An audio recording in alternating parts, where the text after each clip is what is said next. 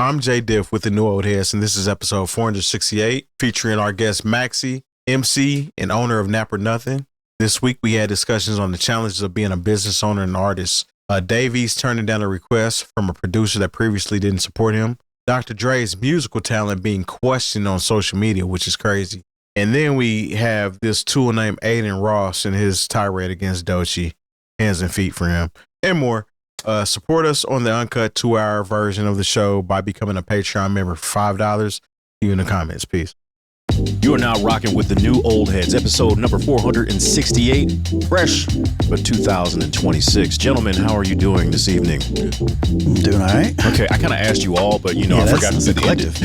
Individually. Jay Diff, how are you? Salutations, I am great. Yes, indeed. Yes, indeed. And of course, to my right or left, or however you're watching this, Lonegevity, how are you doing this evening? I'm doing swell. Thank you for asking. No doubt. Well, we got a lot of times we say we got a special guest, but we really have a special guest in the building. My man Maxie, he wears many hats. He's wearing a furry one right now, but it's very fly. So we just gonna keep that moving. So my man, how you living? It's a great Tuesday. It's an awesome day. My wife's out of town for the week, so I got the boys to myself. It's going down. Okay. All right.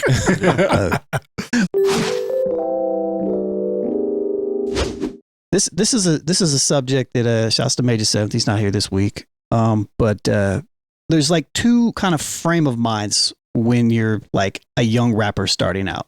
And I know it's changed throughout the years, obviously with social media, but one of the sides is like, let me push my music out there.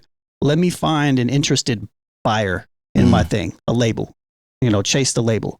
But I feel like in the last handful of years, we're seeing like this kind of massive independent push at the same time to where people are kind of saying, well, I could go that route, but I could have a lot more control over myself in the things that I do if I do the independent route, and it could look multiple different ways.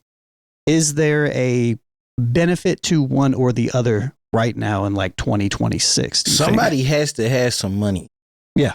It doesn't matter if you're going the independent route or if you're going to get signed.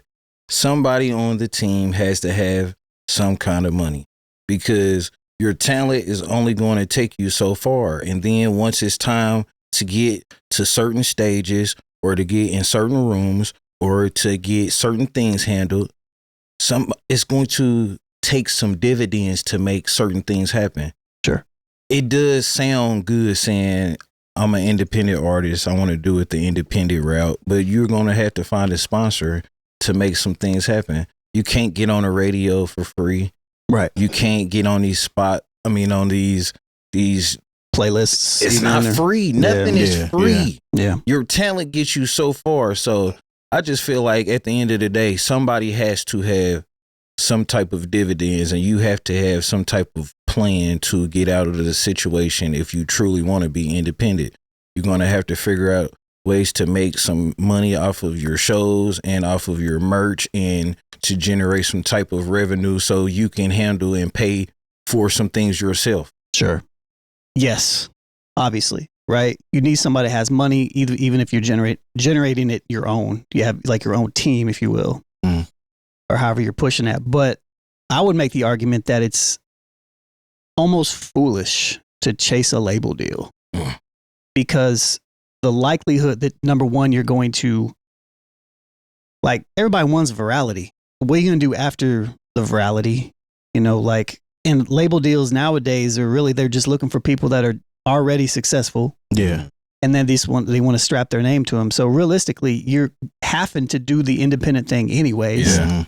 And then you have to decide, well, do I want to take it from here to here with that extra backing with the people that already have the money, or do I want to slowly generate and build that up myself? But to your point, somebody's got to have money to take it from this point to this point, or you have to slowly build it yourself. Yeah. So that's what I would say. And a team does help. A team helps any organization that exists. So having those teammates that can do this legwork for you, make these phone calls happen, turn in these favors, all of that helps chip down the goal that you're trying to get to, chipping away, where everything doesn't rely on money, because a lot of things is built off who you know as well. and favor. So Favor, short favor, yeah. So everything is not going to be based off of cash flow, but some things are. Yeah. Yeah, and just having that team just makes things a lot better. Yeah. I kind of see this two different ways. So like you have a unique situation because you're an owner operator and you're an entertainer, rapper / MC, but they're separate but combined. So like, say you stop rapping today, you still have a successful brand that it doesn't matter that you ain't rapping no more. You've done the legwork that's going to stand on its own, right? And you're a successful artist as well. Whereas like I see like the rapper CEO compromise type of situation. The other side of it are rappers that their whole business is rap. You know what I'm saying? Right. So if this ain't working out, then nothing's working out. You can balance both of them because it doesn't matter what happens. You're still going to stay afloat. It's not that this has to work or nothing. You know what I'm saying? It's very interesting because I feel like on your journey, if you're very, very passionate about what you do, you will accidentally fall into other good things. All right. So along the path of doing music when I was with Monkey Boy, I seen with like, we would always like throw slogans on our shirts and shit back in the day. We was Tiki Hut Warriors. We would they generated a lot of revenue from us. We would go in there and put MBE and then free our guys on the back, long ass slogans on the back, then go perform in it. So over the time, then people would be like, hey, grab me a shirt as well. So then from there, you would start doing your own t-shirts. And realizing. Like, okay, he would get one from me. He would get one from me. I would end up not having to pay for mine. Then I might have some extras. You know what? I probably could do this more often. And then they had a CD, a big ass CD burner in there. And this was the era I've always made money off my own hustle hand. Sure. And this where we used to sell mixtapes. And that gave me the motivation to burn my shit up and get out here and go generate some revenue myself. After the club, I don't know. It's just like the things that I've seen have inspired the things that I got going on right now. So. Yeah.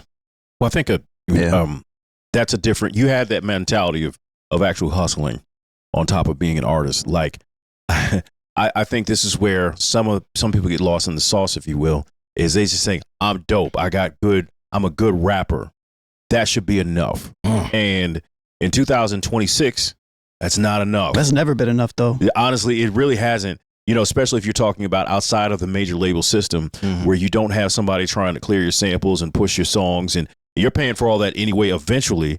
So it's like either you take the slow burn and, you know, okay, I'm going to print up this many CDs, I'm going to sell them hand to hand, and then I got this many t-shirts, and this is going to pay for the CD. You know, there's a whole, you know, way of doing things. Science. But you know what? It's not for the person who just wants to post links on other people's pages and think, okay, well, now I'm going to be famous now. Well, a lot of time people compare their self or their talents to the things they see on YouTube or hear on the radio and like, dude, I can do that, or dude, I'm as talented.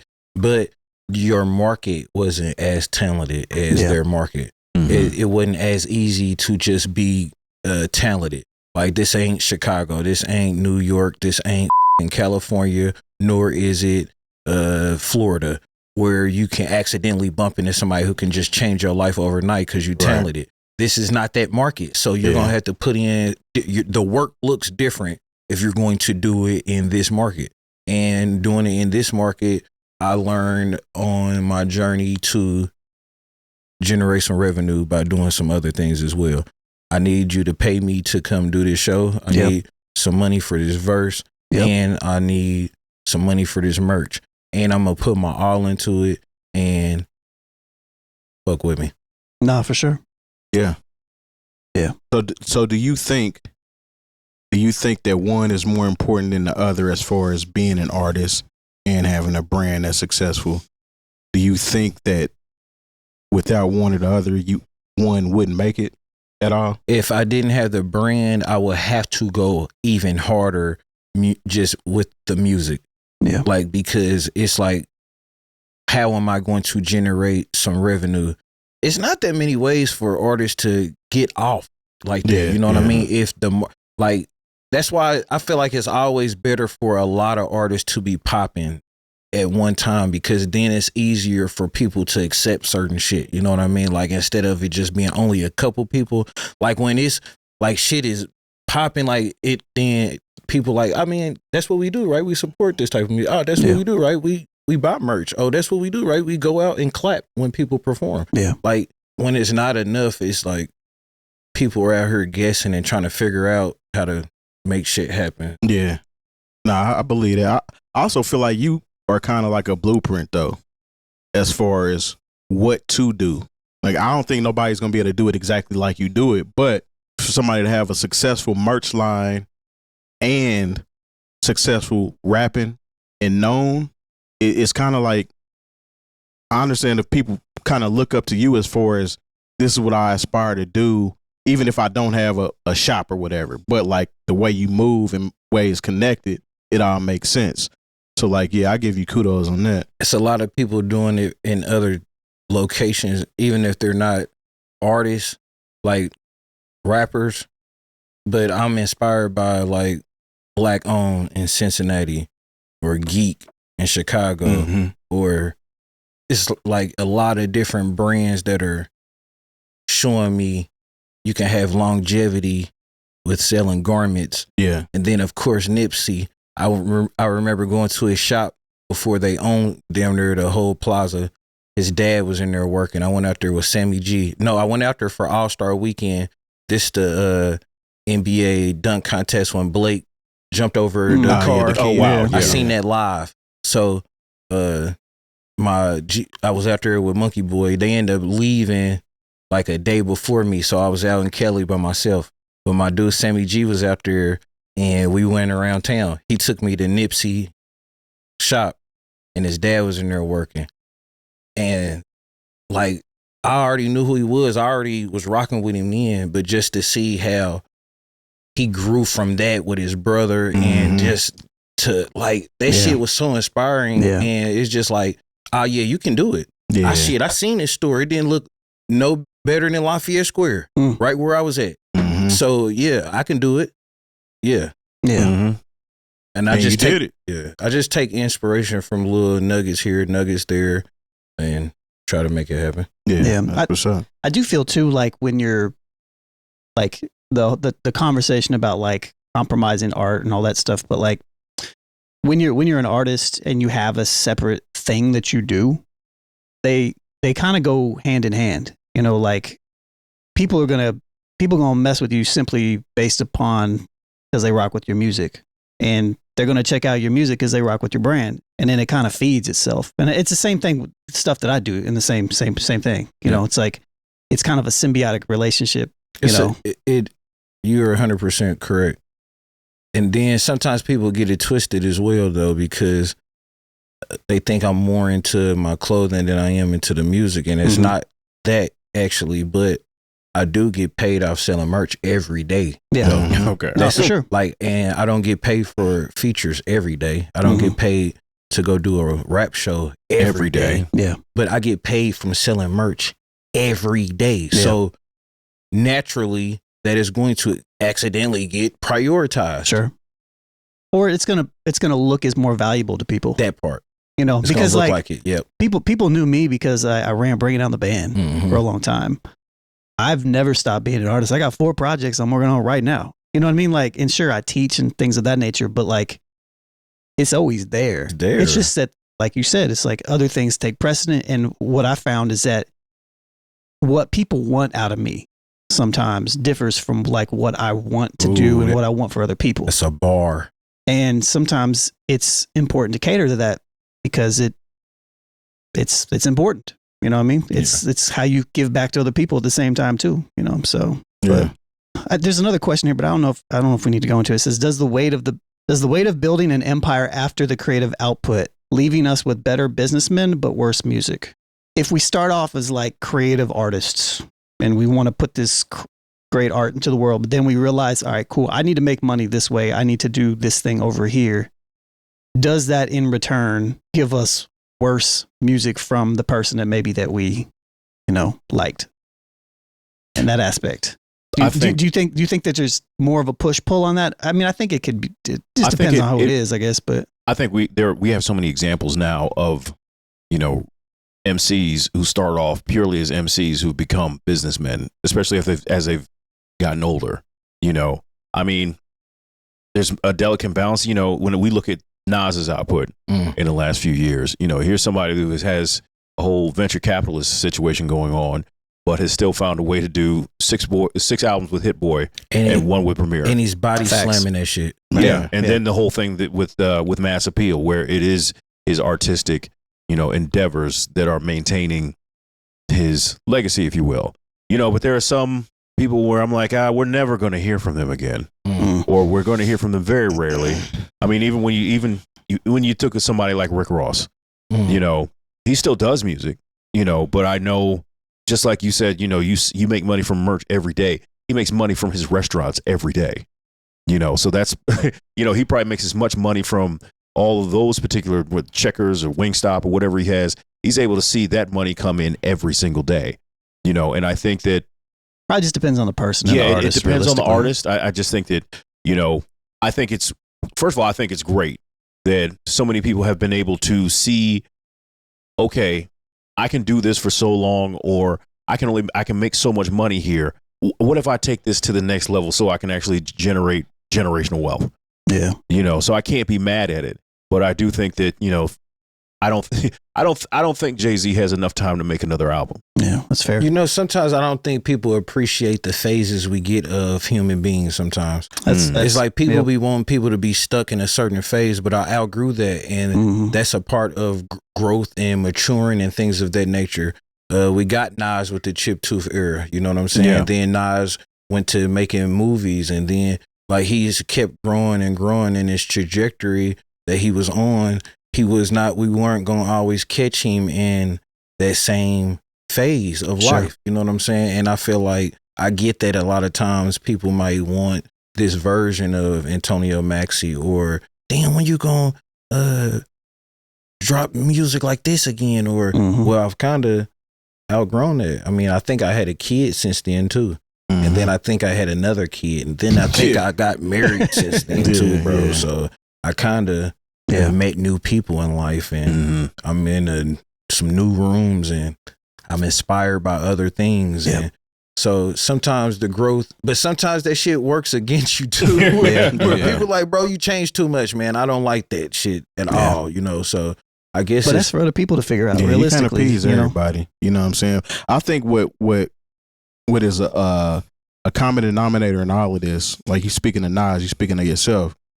I feel like it's good to change as long as the product that you putting out is still solid. Yeah, because I feel like Nas ain't missed a beat, whether it was Young Tone back in the day or Maxey now.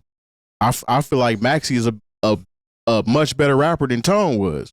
You know what I'm saying? At the end of the day, Tone was like more, animated, more party style rap. But I feel like who you became is better than it was then.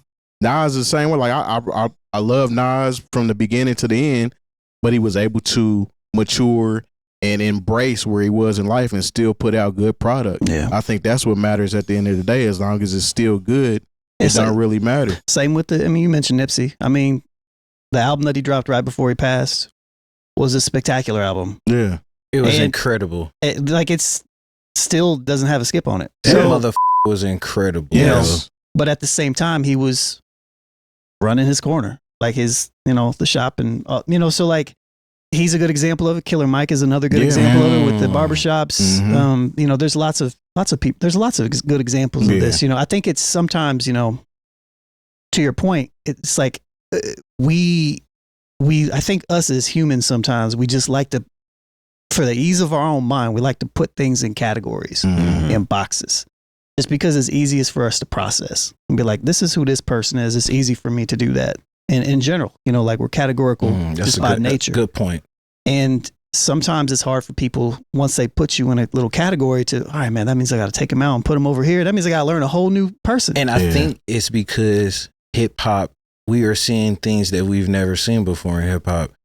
Like the new old heads. That is the perfect example. Like hip hop is like R&B music now and rock and roll, where you get to live on forever. That was only in different genres where you can live on forever and be booked until you 80 and croak and things of that nature. Now we seeing hip hop in a new light. So when we see new things, sometimes people don't know how to.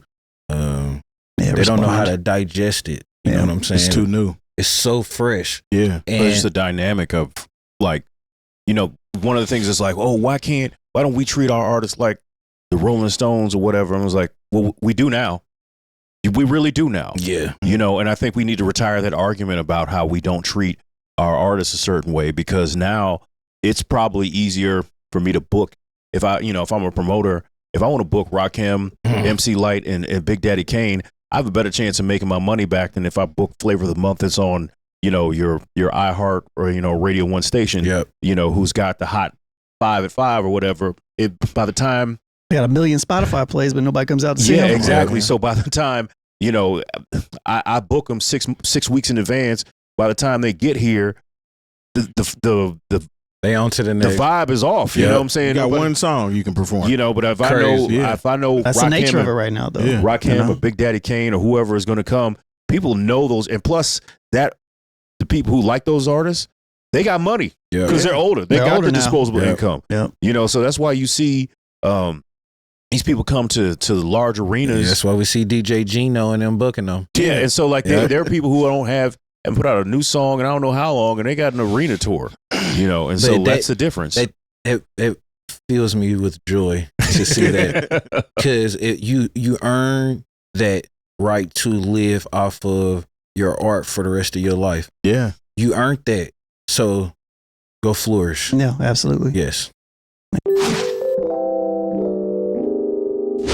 Even decades after reshaping hip hop production, Dr. Dre's musical talents are being publicly questioned. So there's a video here of the Shasta Curtis King. As if the state of the producer community wasn't already in shambles. This individual, this producer here, made a very provocative claim about Dr. Dre. Bringing this conversation over here. Can anybody tell me if they have any footage of Dr. Dre actually playing the drum machine, playing the keyboard, you know, making a beat in the studio, not on the mixing board, not turntable on the turntables. I'm just, you know, actually, you know, making the beat and producing in the studio. And that's why the producer community is in shambles. Did any of you know that Dr. Dre can casually play piano chords? Yeah, Niles, because he did it at the Super Bowl. Somebody gonna have to tell the truth, and I'm gonna tell it. Nigga. Shasta Curtis. Nah, for real. He should have been banned from so much damn stuttering. And he should have been banned because he didn't have the smarts to redo the video. It's like, damn, bro, you weren't even talking that long. You couldn't just actually hit restart and then do a cleaner video of what your point you was trying to make. Hell nah, I'm not listening to Buddy. And then it's just like, man, do your research, bro. Instead of asking the questions, go and be proactive. Yes, because I'm pretty sure you're going to be able to find what you're looking for. People just, what is that when they clickbait, man? They just want people to, they want engage so bad. Yeah. Man, have anybody ever even seen Dr. Dre beat Dr. Dre? Has anybody ever seen him eat food? Yeah, that's some corn. Dr. Dre don't even he never even had a steak. I've never seen him eat one. He might not be human. Man. Dr. Dre been AI this whole time. So why does questioning Dr. Dre's musical ability after decades as one of the hip hop's most influential producers, number one, why does that even matter in 2026? It definitely don't matter to his bank account at the end of the day. I mean, Dre is a pioneer, man. Like, obviously, he came up under NWA. Yep. Came up under Alonzo. Well, yeah. In a world-class wrecking crew. Well, that was the first year. Look, if you want to go all the way back, but even before that, he was making mixtapes. Yeah. That's what I was kind of leading to. Okay. Dre was making mixtapes in the 80s that was on par to some shit that came out during the mixtape era and even now on the West Coast. You know what I'm saying? So questioning Dre's ability to make beats is nuts. He literally constructed and defined a whole era of hip hop, being the gangster rap era with Easy and NWA and Ice Cube and all of them. Then after that, he pivoted to Death Row. After that, pivoted to Aftermath. Now, if we talking about an Aftermath, Dr. Dre, of course he probably enlisted some people to come in and do some things with him. Yeah. But at the end of the day, this is his ear. You know what I'm saying? I mean, that's called growth right there. Yeah. Like, It's a producer. yeah, that's what you do when you're the greatest. You let other talented, great motherfuckers in the booth with you to sit there, and then every now and then they say, "Oh, Yeah. hit that again." Yep. Oh, take that out. Yeah. That's why he had a gang of producers in the early 2000s. He had a Yes. team. High Tech, Denon Porter. Like Yeah. these are Scott Storch. these are people that were successful on their own. Yeah. You know what I mean? He did what he was supposed to do, man. So I mean, I don't know. I think the question in general, like, why does it matter? It doesn't. You know, at this point, because I don't like, why is this guy asking this question as if there's going to be some sort of, like, is this based upon like, oh, he's not as good as DJ Quick because he's not in there playing the keys, or he's not in there banging stuff out? Is he not as talented as somebody such as that nature? Is that what he's trying to hint at? You already know how I feel about that one. Sure. Yeah. But which, even I as a producer have, we had that, Mike and I had that conversation on the show about, Quick is still him. Quick is he's probably who most people think Dr. Dre is. No, I don't. Yeah. Right. But at the same time, that doesn't take away from Dr. Dre. Exactly. And Dr. Dre's had multiple decades of doing this. And to your point, Maxie, he's elevated. He went from being the DJ back in the 80s and to making the mixtapes up to sampling the records, and playing some stuff, but mostly sampling the funk records, which he defined that in a way as well, to where he's got to now. So I feel like it's like a bad faith type statement in general. When you start understanding sounds the way he does, he's just a different type of artist. It's like he's been a DJ. When you are a DJ and a producer, it's a rap, bro. It's like y'all just understand music totally different. Damn, my dude also is a music. He raps. Yeah, and he can play piano. Look, man, he understands sounds totally different than not only the regular producer, or beat maker, or human. Yeah, it's just like to the point where they ask dumbass questions like that. Like, of course, bro, he's in a different stratosphere. That's why you can't even look at him in that manner. That's why you got to ask Michael Jackson ass questions like, do you even like? All you had to do was hop on YouTube. There are people that were recording Dr. Dre helping put records together back in when they had the big VHS camera. Like, that's what it was when you see him trying to help Eazy-E rap and get through and punch in bars. Man. Like, there is documented proof of there's proof from the Chronic sessions. Listen. All the way up into like when he first started working with Eminem. It's like, what are you talking about? What are you talking about, dog? What are you talking about? I mean, you hear Game talking about being missing being in the studio with him, and why he's not in the booth with him or cooking up with Dre no more. It's like, man, just pay attention to hip hop, man, and love hip hop. And if you don't love it, get the fuck out the way. But there's figure out somebody else's name drop. But to Dr. Dre's defense, like, had y'all ever heard anything that sounded sonically as good as Chronic 2001? So that's another point I was going to make. Based upon everything else, he also redefined how popular mixed records. Come on, man. With that record. Even when you listen to I went back and listened to the Chronic. It's a gangster rap album filled with samples. It sounds as clean as what Quincy Jones and them was doing with Michael Jackson. Yeah. And then what's crazy is like I just went on the whole. When I was coming back from St. Louis, I went on a whole like just old school West Coast thing. But you know how when you go on your particular DSPs, there might be two different versions of an album. One that's like the remastered, 30th anniversary. And I was listening to like the new version of Doggy Style, the newer version and I was like, something ain't right. And then I said, let me go ahead and listen to what would be considered the original Unmasked, and it sounded better because that's the one that Dre mixed. Yeah. And like maybe it was because I don't have the top notch headphones or whatever, but it's just crazy how every once in a while there are just people who creep up from the corners of the internet and want to find a way to discredit people who have clearly already done it and are at the top of at the top of the mountain. Like there's this whole movement I've seen where people are trying to discredit. Like when was Jay-Z ever really that dude? That shit's crazy. And I'm like, what? I mean, can you not count? Like maybe there was when Nelly talked about how competitive hip hop was at a certain point. Yes, he was very right because he's like, it was Jay-Z, DMX, Nelly, Ja Rule, Eminem. All those people were fighting not just for, spots at the top of the rap charts, but top of the hip hop. I mean, the start of the pop charts. Shit was ridiculous.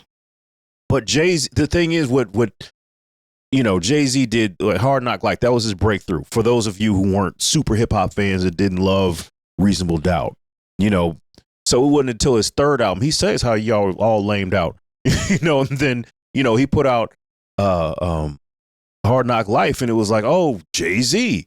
And then he kept doing that basically until the Black Album. So his level of consistency where like there might have been somebody that had sold more records in one particular year, but like then that next year they were gone or they didn't do what they were supposed to do. His consistency. That's why we looked at Jay-Z. His business model, his artists he had up under him, his clothing brand, his woman. Keep it real. Like all of that plays into why he is looked at the way he's looked at. He's Himothy. But even just going back to the thing about Dr. Dre, it's like, dude, Dr. Dre, of course we start with NWA, and then we get to Death Row and he's Snoop Dogg. Okay, so even if you stop there, you'd be like, wow, that's incredible. But then we get to Eminem. Okay, say you just stop with NWA, Snoop Dogg, and Eminem. Oh, then we signed 50 Cent in the Game. Yeah. Let's say we stop there. And then we got Kendrick. Then we got Kendrick. And so he been doing this since the 80s. Come on, man. Like I get it. Like I hope you got your views up. And let me throw him some bail. But come on, let me throw him some bail. The guy that shot the video. Yeah, let me throw him some bail. Okay, let's get it. All right. From this perspective, now here's what I will say. Based upon listening and watching the video, I don't think he's operating from this perspective. Okay. But let's say he is operating in sheer ignorance, and he is just very genuine.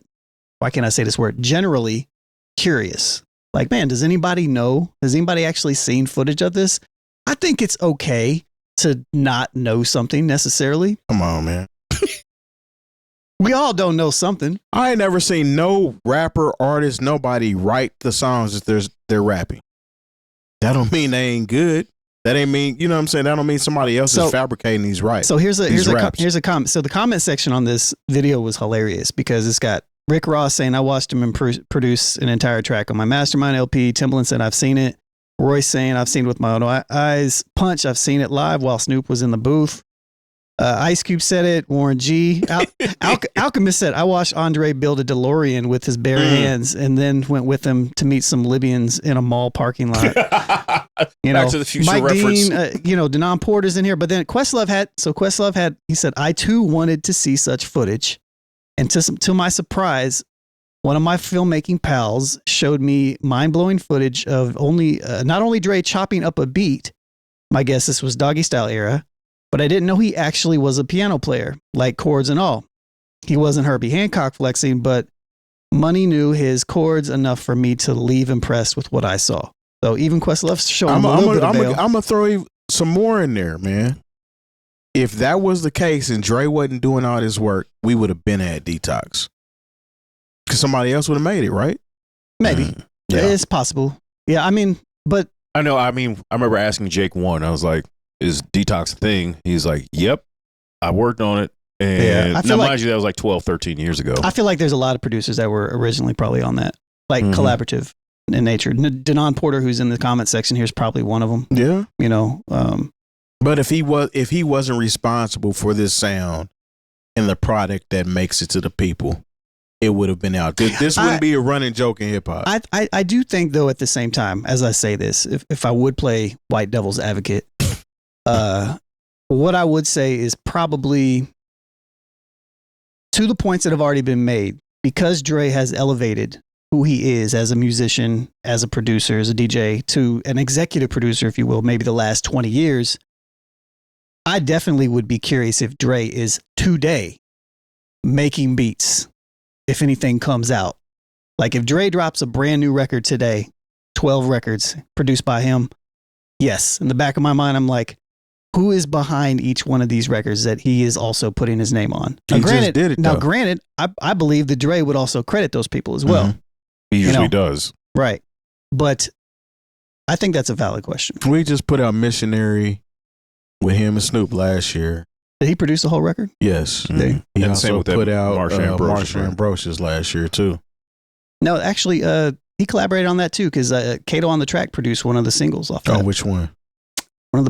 It was one of the singles. Oh, I'm saying on which album? Missionary. Okay. So, I don't know. I feel like the last 25 years, I feel like maybe you can have that conversation, but I don't think you can have that conversation through the entirety of Dr. Dre. Like, we know Dr. Dre. I don't think you have any credibility, man. I feel like dude is just trying to throw something in there that sticks. And like you said, it's like pretty much just trying to gain traction online. It worked. Yeah. Just say something. We're talking about it. Yeah, So exactly. here we are. Yeah. And like I said, I wasn't even searching out Dre doing stuff in the studio with whoever. And I know I've seen it. Yeah, I've seen him play piano before. I know I've seen him actually not only chop up and make beats, but produce actually people when they're in the booth. Too many Which of is our, really something that's something that most people can't do. Even people who your favorite so-and-so producers. Yeah, no facts. our favorite rappers, too many of them have given us too many golden stories to not believe that he is who he say he is. There's too many people that vouch for Dr. Dre. It's high-key disrespectful. Yeah. Yeah. Fair enough. Yeah. I tried to help him. Nah, man. You are now listening to the New Old Heads podcast. Our official 1-hour episode is released every Saturday at noon Eastern, but we share the exclusive uncut 2-hour episode to our Patreon members early every Wednesday. The show is brought to you by Coleman Dental, Indie CD and Vinyl, and Bringing Down the Band, and most importantly, you. Support the show directly by becoming a member at patreon.com/newoldheads, where we embrace the new, respect the old, and remain ahead. Yep. So Adin Ross, known as the degenerate gambling groomer, live streamer, my words, Who's also under federal RICO. he is with Drake. Yeah. Drake. But his latest tirade is meant against Doechii. It's not only weird, but it also showcases the result in not checking certain behavior sooner, I think. So let's watch this video. It's kind of a longer one. Shouts to Curtis King again. I'm going to be referencing him a couple times this show. You suck every rap Nia D from the back, and this is not far from the truth. The way that Adin Ross uses his platform and elevates himself off of black faces are through the edgy, racist that he says, and then sits back and says, hey man, I'm just young, and this is just for entertainment. It's not even, I got black friends. I pay black security. He decided he needed to respond to Doechii in a new rap diss track. You know I'm a Jew, people with me, you know I'm a Sue. You know what to do. These germ bitches, they wanna fuck on a Jew. Fuck Doechii. Bitch, find a review. Doechii. Last call for alcohol, ladies and gentlemen. Every belligerent drunk throws one last tantrum before the party dies out. There's another response that he had to Doechii. We're going about Doechii tomorrow. Can I go have that dumb fat bitch? Sorry, she's not fat. That dumb bitch, that botted bitch. Dude, that's He called her a dumb fat bitch. With a heart this That ass fat, but she. You might have read that one wrong. dude, that stupid smelly whore. She dropped. Stop talking about the black I queen. don't give a about none of that. I give a little bit of respect to Cuffham trying to get ahead of it. That's a point where you lose a friend. That's a justifiable crash out. Yo, these are the nerds that used to get their ass beat in my generation. I'll be that unk today. These are the ones who knew better than to talk like that. You don't talk about no black woman like that. You don't talk about no woman like that, first of all. Definitely don't talk about no black woman like that because of who you are and what you represent. Banging you popping and talking shit about that sister. I'm gonna what she said to that art. You keep calling her names, bro. I swear to God on Olivia, bro. It's going to come to a place. It's permanent. You cannot be no white man talking that much shit about that black woman. Hello. That just not gonna fly, homie. I don't what she's saying. I know there's people who are like, man, y'all should be able to solve this in a civil manner. You should be able to sit down and y'all should like break bread. That. No more. They've literally give you a language of violence. They're talking and calling her a stinky ass bitch. You have crossed a line. We can ask the question. If you guys want to jump in with any comments right away, we could do that. But Aiden Ross, other than that, I mean, it's whatever. But and that's been the sentiment. I mean, we've been talking about this guy for a minute. See, this is why people have crash outs in their crew. Just because sometimes people need to be smacked in their teeth. Come on, man. But yeah, sometimes people just need that reality because we live in a new age of people not getting checked properly, so we don't go down that road again. And then friends don't hold people accountable because they are making a living off of that said friend. So it's hard to stop that bag or that motion or that energy because they are the energy train. So, man, it's one of those things where sometimes just got to be checked, man. And this new age where everybody has a voice, it's hard to check everybody. So it's one of them things where you either ignore shit or you check shit. And everything is not meant to be checked. A person like me, I don't really know much about Buddy. I heard his name. Yeah. And when it be stuff like that, I try not to watch it because it's frustrating and it's infuriating when people make. He reminds me of that Adam dude. Adam 22. I can't stand them type of people, man. That what's that one guy who he always asks real police ass questions in this area. It's like it just wears me out. Yeah. It's like, man, this is such a cool culture to be a part of and to tap in with. I don't like to see it mistreated because it's already been mistreated. People haven't got what they deserve out of hip hop, and just to see people, no, bro, no, shut the up, please. Come on, man, you wearing me out, man. And yeah, I'm sorry, y'all. No, you good? No, man, that's what the mics are for. Yeah, like there was a time where we wouldn't cover stuff like this until. Actually, ironically, it was Curtis King who said something along the lines of like, sometimes you have to be the counter voice because the other voices are so loud. Yeah, and they'll rewrite history if you don't say something. Yeah. And people think you can say whatever because you do have a mic. It's like, yo, that's even more of a reason to watch the things you say, how you say it, because you can get your point across by using different words and mean the exact same thing, get the same point across. Sometimes you intentionally use ignorant ways of things because that's the way you wanted to get it across. Yeah. You stupid bitch, you these things. Or I'm just like, yo, what are you talking about? Wild. That is way too far, yo. Yeah. That's that get touched up conversation. Well, I think a lot of it is, and it's kind of crazy for me to say because in a lot of hip hop spaces I'm standing next to somebody white. Let's just keep it real. And even sitting. Yes, exactly. But at the same time, there's a thing we've let a lot of white people get too comfortable, to where you can say these things about Doechii right next to another black person, and you're like, nah, and it's like, no, that's not what we're doing here. Mm-hmm. Now, mind you, you could express your dislike for Doechii, and without doing all that. You could say, hey, I feel like she's an industry plant. I feel like it's bots that have propped her up, and you can make a case for that if you wanted to. But then when you start talking about how she stinks and she's ugly and she's fat, like now you've just crossed the line to where like, okay, what are you really doing here? Why do you feel so comfortable saying this out into a microphone in front of other black people when like I'm just saying that 20 years ago, even if it was somebody that we had a certain level of dislike for, like we're not gonna let you talk about it like that. No, because some things that are said behind closed doors or said in the quiet or it's being said out loud now because America is a little different at this moment. So people are a little bit more comfortable saying certain things or acting in certain ways or just, this is really how I am. Yeah. I mean, you guys are not going to save me for who I am. And I'm rich. So what you really going to say? Yeah. So like, I think that's what it is. Like sometimes we are so enamored with, wealth or, at least displays of wealth, if you will, that we're willing to almost I'll say sell our souls or like have a certain level of dignity that we're willing to sacrifice so we can be next. Look, and I'm not just saying it with Adin Ross. Like, you look at what's happening in our political system right now. Yeah. That's really where the problem is, because we can talk about it on this small scale here, but, we're literally seeing people do things that are flat out immoral. And we're like, oh, yeah, but, that's who won. That's who has the money.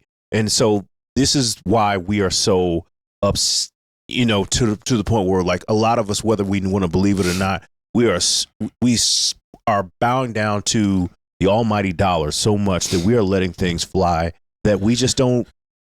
I don't know where we're going to draw the line.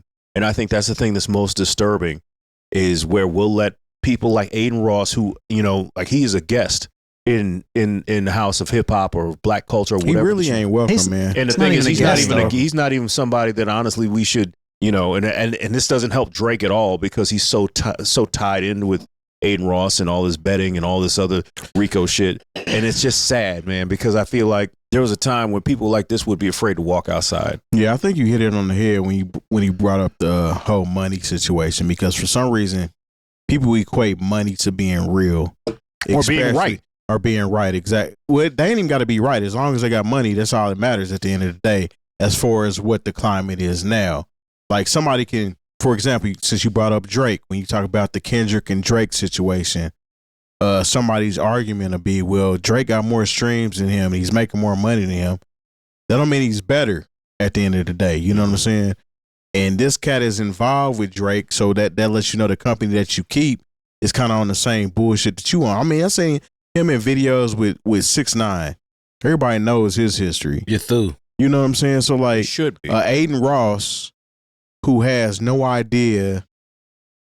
That's why I hate the giving passes type shit. Inviting people to the barbecue. I can't stand that shit, because at the end of the day, just because somebody said one thing that you like does not make them invited into the culture. Just because he spoke on a one hip hop song or something like that does not make him part of the culture. Shit like that. Or even the proximity to it. The proximity of it. And then, I mean, we all knew he was talking about how much he loved Donald Trump, and now he's trying to backpedal all of that shit based on the newest things coming out.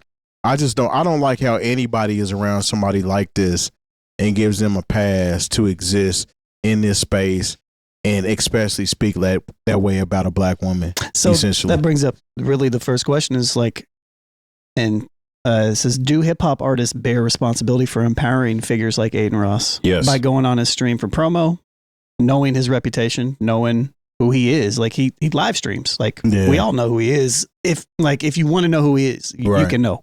You know what I mean? Like, I try to avoid him as much as possible because he's an idiot, but, like, he's there, Yeah, I mean, you could just kind of pay attention to who aligns himself with him.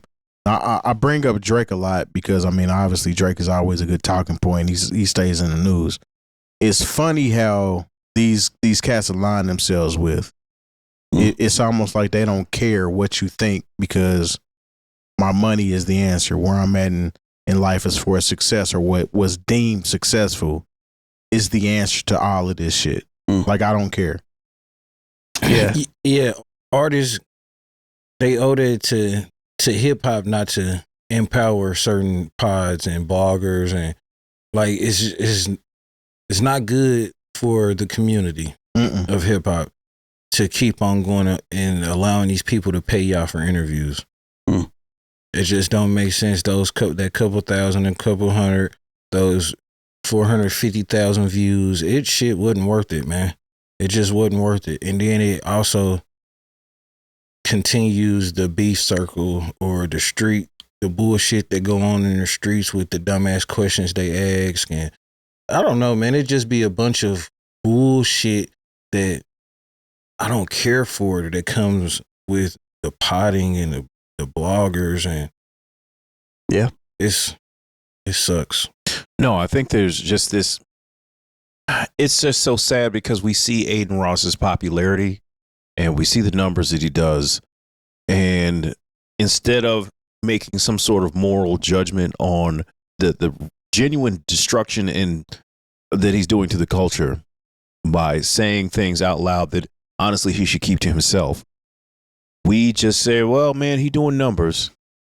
And so we were able to justify so much immorality across the board because we see things that are popular or we see things that are doing numbers.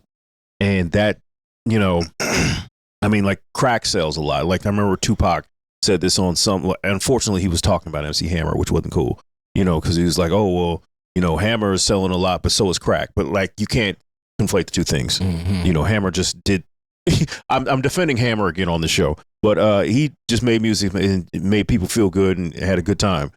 Crack is saying something else. But like, if you're going to say like something is popular and you're saying, okay, well then we have no moral leg to stand on. We're just going to go with whatever's popular, whatever's doing numbers. And then, it doesn't matter what the person says or what they do. We'll let them into the culture and, we'll give them a voice just based on the fact that they're popular. And that's just not how things are supposed to go. We're supposed to be able to, when you say check people, I'm not with any kind of violence. But, at the same time, like some people, that's all they understand is the threat of violence and like, hey, it may not be safe for you to walk around out here with saying the things that you say. I don't even think he understands that because like... You could argue that this stuff that he's saying is violent. Yeah. I mean... Glasses Malone actually pretty much told him that if I see you, I'm going to check you. Yep. And then he responded like... He called Whack 100 on his live stream. Did you see that? I didn't see that part. And he asked him about Glasses Malone. He was like, oh, no, Glasses is... I forget what he said exactly about Glasses, but Whack actually...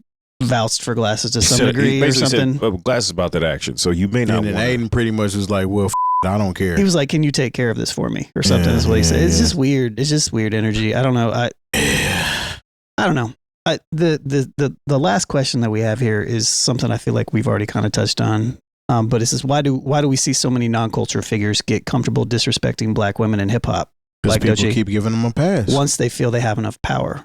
Is that just it? Just because people keep giving them a pass, man. Like they hand out passes, like, you know what I'm saying, free tickets to the fair.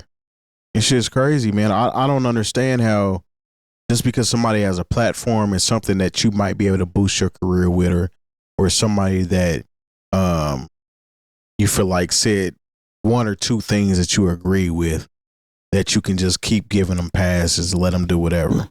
That's just not acceptable. It's one thing if you're going to judge someone's art.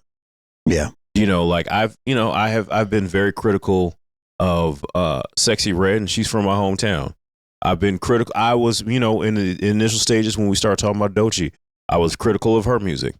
You know what I'm saying? But it didn't go into any personal, like, oh, I think she smells, or you know what I'm saying? Like, well, that's different. That means you just have no respect for, your fellow person, human, or whatever. Because she stinks. Yeah, I can talk about, my least favorite artist, and it doesn't get into a personal attack, and to the point where it's like, oh, well, why am I doing this? I'm not here for this. But I feel like that's another piece of this too, is because Doechii didn't do anything to him. Nah.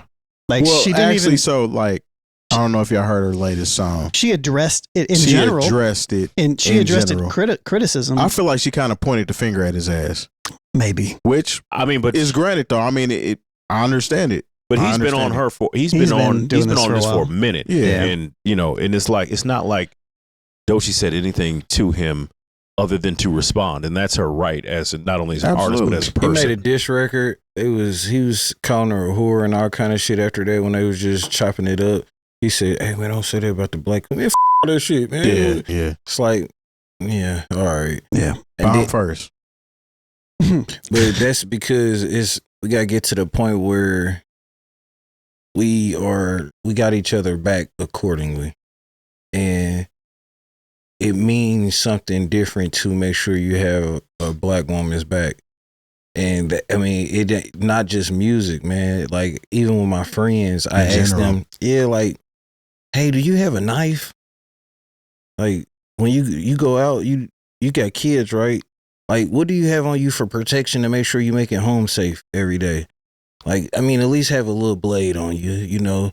Like, you have your permit, your gun permit. Mm-hmm. Like, let me walk you to your car. Yeah. You know what I'm saying? Yeah. Like, that, it's like a lack of protection all around the board. So before we can address the shit with hip hop, you gotta like address the shit like in real life. 100%. So it's really deeper than that when it comes to disrespect.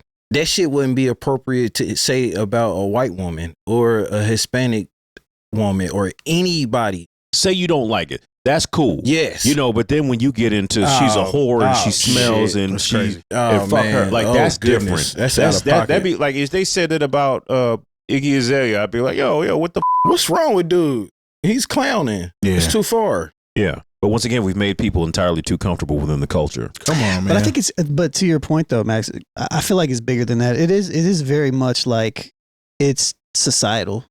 I mean, it's just societal. Well, we don't look out for women in general. We don't look out for women. And, you know, when you talk about black women are looked at even on a lower plane than white women are. So you look at that pecking order where it start and where it stop, and you can understand why people feel the sense of entitlement to even act in such way. It's because the pecking order of how our society has things set up is so off, so weird. And until we step up and make a societal change, be men about this shit. Yep. And check shit. We got to check things, even because it's not, everything's not, you can't be violent for everything. And I learned that more as I matured and grew as a young man into an adult. But you can use violence for certain things because that's what America was built on. And sometimes that is just a certain language that people understand. Yeah, So, and I'm a subscriber to that language can be violent. You know, to me, this is violent rhetoric. This is like that gets violent results. Exactly. You are correct. It directly leads Correct. to like you are. This is a violent thing to say to somebody. Like, so. And I've been, you know, it's kind of a messed up thing to say. You know how when people who are trying to teach you the right thing, they say violence doesn't solve anything, and I've always subscribed to the mindset that actually violence solves most things. I mean, that's not, I know that's not a positive thing to say out loud, but you know, a lot of the way things happen in this world, I won't even say this country. Yeah, the president of the United States just bombed Venezuela. Yeah. Kidnapped the president. I mean, that's pretty violent. Without a plan. That's some movie shit. Yeah, That's but they'll some say shit it's we not seen in the violent movies. because They say he's that's not- okay. yeah. It's like, no, it's violent when you bomb another country. So the way most things are solved, and you know, they say violence doesn't solve it. Violence solves most things. Can I agree with the way they are solved? No, but that's kind of that's sort of the. Sometimes when we bring people into the real world, sometimes you got to tell them that it's like, hey, I bet, you know, if somebody checks Buddy when he's out and about, he won't talk like that again, and the problem will be solved. And it'll be a direct repercussions to the things that he has said and done. And you can check people by not supporting them. Mm-hmm. That's probably the biggest check ever. You know what I mean? That will hit you where it hurt. You don't. Where You the get pockets up. are. Nobody's watching your shit no more. Yeah. Nobody's coming to visit, and no more interviews, and no more this. Then it's like, you know what? I got to switch my tune up. He's gonna have to change and jeopardize the integrity of who he is because he's gonna. I don't know. It's just we got to switch shit up on our end so people can switch up on their end. Yeah, sometimes. that's what's so weird about the situation that we're in is because people will see it and the answer should be like what you just said, but they'll actually follow him for the bullshit. Mm-hmm. Yeah. And co-sign it. So like, where does it end? You know what I'm saying? And he's kind of insulated too, like him specifically, because he's like co-owner of the platform that he's on. Like Kick, he's like co-owner of that. Oh, So okay. like he can't get kicked off his platform for doing it because he owns it. So, you know, who knows? Maybe with this Rico stuff that's going on with him and Drake and the stake and the casino stuff, who knows what happens with all that? And the glasses belong in them. So yeah. Or maybe he'll get caught up in, you know, something else related to other that he does. But he's not the only person that feel like that though. That's why people can continue to do shit like that. Yeah. Because there is a small audience of people that feel just like he feels, even without having no reason to feel like that. Yeah, he's a part of that red pill alt-right pipeline that Grifting ass motherfuckers. Yeah. Nazis and racist people. Nazis, racists, and gamblers. Yeah. And like, it's it's somehow real, though. It's like, somehow when you put them in a pot together, people are like, it's not that bad. you know. Yeah. Anyways. Yeah. So do better, Aiden Ross. Yeah. Or not. Get the on. Once again, episode 468 of the New Old Heads podcast. If you want to get involved, definitely newoldheads.com is where you can see us. And also, you need to know about that Patreon, so you need to tap in with that. Once again, episode 468 with the New Old Heads. Get involved. Peace. Peace out the gate.